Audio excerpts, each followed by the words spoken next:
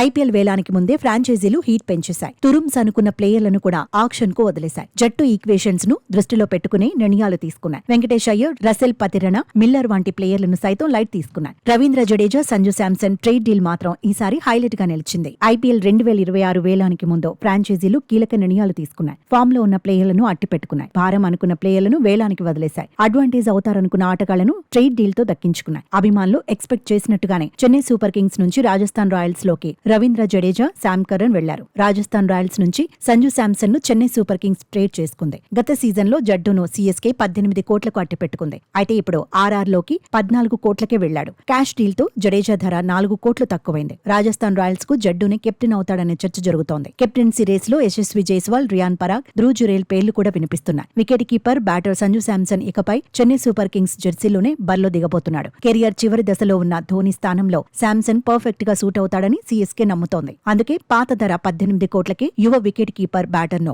Super Kings తీసుకుంది. CSK ఈసారి 11 మందిని వదిలేసింది. అందులో ఓవర్సీస్ ప్లేయర్లు రచిన్ రవీంద్ర, డెవాన్ కాన్వే, మతీషా పతిరణ కూడా ఉన్నారు. ట్రేడ్ డీల్లో శామ్ కరన్ ను రాజస్థాన్ రాయల్స్ తీసుకుంది. దీపక్ హుడా, రాహుల్ త్రిపాఠి, తెలుగు కుర్రాడు షేక్ రషీద్, విజయ్ శంకర్ ను కూడా చెన్నై సూపర్ కింగ్స్ వదిలేసింది. యంగ్ సెన్సేషన్ డెవాల్ బ్రేవిస్ ను మాత్రం రిటర్న్ చేసుకుంది. 43 కోట్ల 40 లక్షలతో సీఎస్కే వేలానికి వెళ్లబోతోంది.